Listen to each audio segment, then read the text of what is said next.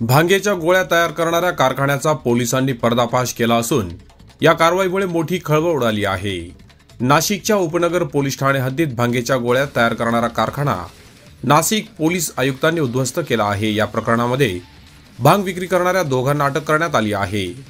अंमली पदार्थ विरोधी पथकाच्या वरिष्ठ पोलीस निरीक्षक सुशीला कोल्हे यांना मिळालेल्या गोपनीय माहितीच्या आधारे कलावैभव अपार्टमेंट उपनगर येथे दीपक किसन वाघ वय 42 वर्ष व सागर मधुकर गरड वय 32 वर्ष हे दोघेही स्वतःच्या फायद्यासाठी बेकायदेशीररित्या भांग हा मादक पदार्थ स्वतःच्या कब्जात बाळगून त्यांच्याकडे असलेल्या ग्राइंडिंग मशीनद्वारे भांगेच्या गोळ्या तयार करून बुधवारी 6 फेब्रुवारी रोजी सकाळी 7 वाजेच्या सुमारास नाशिक शहरात विक्री करणार असल्याची माहिती या पथकाला मिळाल्यानंतर पथकातील अधिकारी व कर्मचाऱ्यांनी भांगेच्या गोळ्या तयार करत असलेल्या ठिकाणी छापा मारून त्या ठिकाणी 280 किलो 396 ग्रॅम इतक्या वजनाचा भांग हा मादक पदार्थ त्याची अंदाजे किंमत 2,80,396 रुपये असून भांगेच्या गोळ्या तयार करण्यासाठी वापरत असलेले इतर साहित्य व भांग तयार करण्यासाठी 2 गिरण्या, गॅस शेगड्या, पातेले, पॅकिंग केलेल्या भांगच्या गोळ्या असा एकूण तब्बल 6,72,198 रुपयांचा मुद्देमाल पोलिसांनी जप्त केला आहे। या प्रकरणी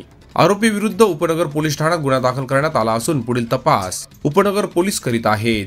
पोलिसांनी केलेल्या या धडक कामगिरीचे सर्व स्तरातून कौतुक केले जात आहे।